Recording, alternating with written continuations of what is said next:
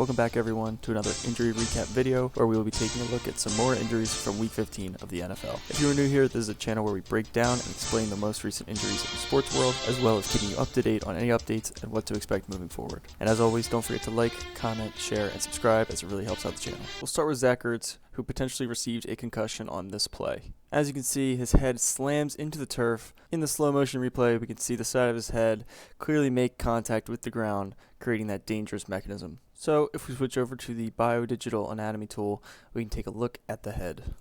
If we place the ground right here, you can see that his head slams into the turf that way. So if we remove the frontal bone, it will reveal the brain sitting inside of the skull. And if we go back to draw mode, we can draw the ground again, and you can see his head's going to hit the turf that way, causing his brain to fling against the side of his skull over here, also known as the Coop mechanism. Then, as a result of that, his brain can bounce back against the other side of his skull, known as the counter Coop mechanism. And while the result is the same, this mechanism is different from the normal concussion that we see where somebody's head's going to fling backward on the turf, brain goes that way and then goes that way, or their head's going to hit the front where the brain goes that way and then goes back that way. However, it is the same result of a concussion.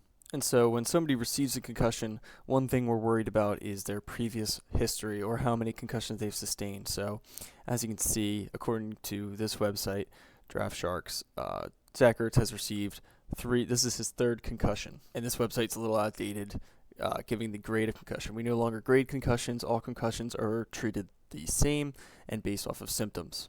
So the one thing we worry about with somebody who has multiple concussions is that each next concussion is going to be easier and harder to recover from. Now, I wasn't able to find any updates on this as of recording on Tuesday, December 17th, but it's important to note that return to play will be based off of symptoms, with the quickest him being able to return is next Sunday, or it could last potentially longer. Next up, we have Nick Chubb, who sustains a foot injury on this play, and it appears to be non-contact. As you can see, he kind of just pulls up and stops running. Now, if we take this frame by frame, we can see he only takes 2 steps with his left foot, one being right here, where you can see his foot is plantar flexed or pointing down, ready to take off, and this other step where he doesn't receive the ball, he just plants and digs his foot into the ground, getting ready to block. And then you can see he just pulls up, clearly not wanting to put weight on that left foot. If we go back, I think the injury occurs right there.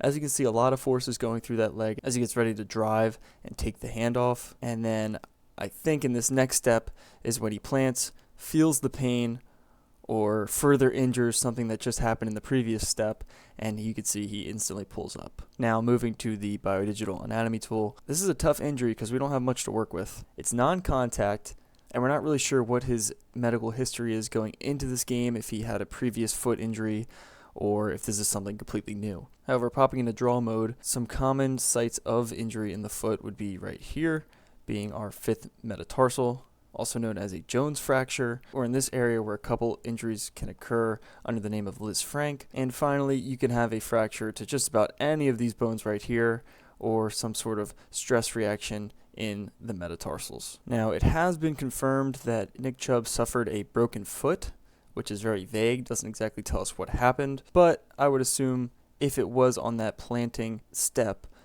we would be dealing with something in this area. Now, this is all just speculation. Of course, something could be going on with his toes, but it seems like regardless, he's going to be out for a while. Some good news to come out of this, according to ESPN, is that Kevin Stefanski reported that he would not require surgery for the broken foot. Either way, Nick Chubb is probably out for the rest of the season, but some good news in that his recovery time may be quicker, which may have some implications for the Cleveland Browns as he is a free agent after this season. Moving on, we have Geno Smith, who left the game with a non-descriptive leg injury. Now, the second view gives us a little bit of a better look at that right leg, which nothing immediately pops out to me. Now, if we slow it down a bit, we can see that defender coming in, hits that leg. Luckily, his cleat doesn't get too stuck in the turf, but it does bend his knee back quite a bit. And I believe that's what we're dealing with here, a knee hyperflexion. So good news for Geno Smith here. He avoids a potentially more dangerous mechanism if the defender were to hit him higher up in the knees, which could have led to ligamentous damage. So it seems like this is more of a hyperflexion injury,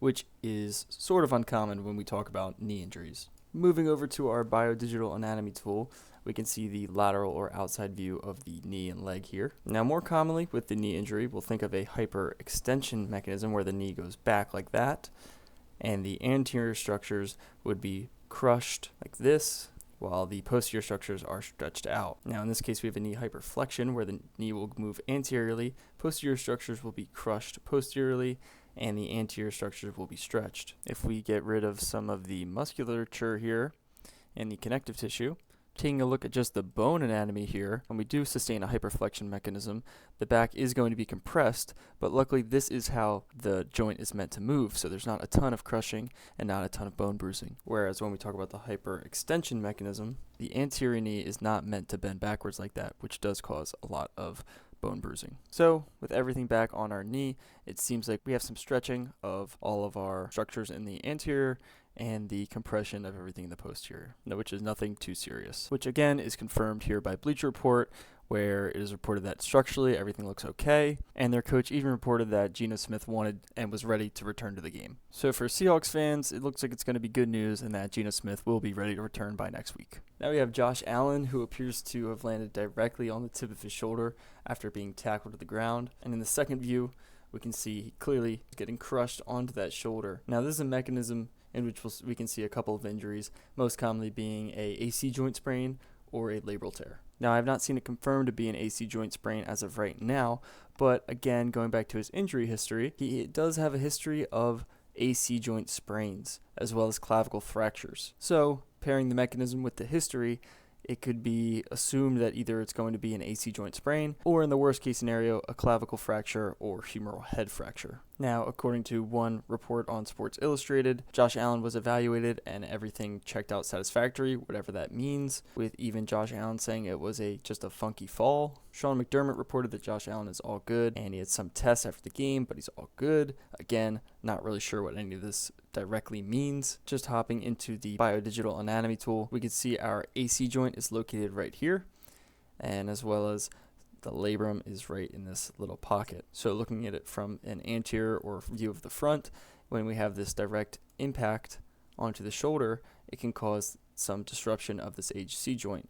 Particularly the clavicle will ride up and the acromion process, which is this bony protrusion, will go down. This is also a scenario where we could see a fracture to the clavicle, but it seems that that's not the case based off what they're reporting. So for this injury, I would suspect something like either disruption of the previous healing, as he does have that previous AC joint sprain, or maybe a mild grade 1 sprain that really shouldn't affect his playing time. So for our fifth and final injury, we have Jalen Waddle getting rolled up on by a defender. If we slow it down, you can see the forces coming from the outside or lateral side of his knee, creating a valgus load on the knee, which is going to affect our MCL. Another point of interest when you get rolled up on like this is going to be his right ankle, which does seemingly get bent backwards, but I'm more concerned with his knee here. Diving into our lower leg here, you can see we have the knee, we have all the muscles, artery, nerves, veins all removed, and this is going to be our structure of interest right here, the MCL, which is on our medial knee and protects us from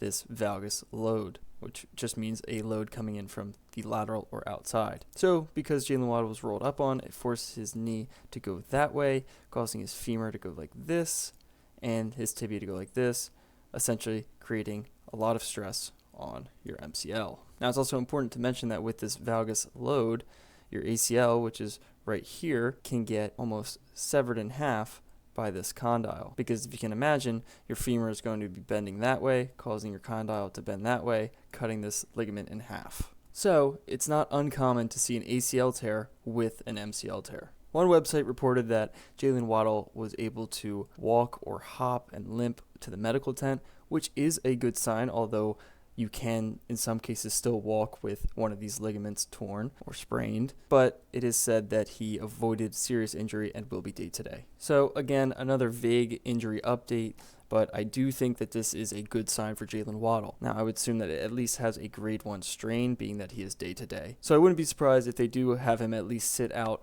for a period of time, being that their season is not exactly going anywhere at this moment. If you made it this far, thank you for watching.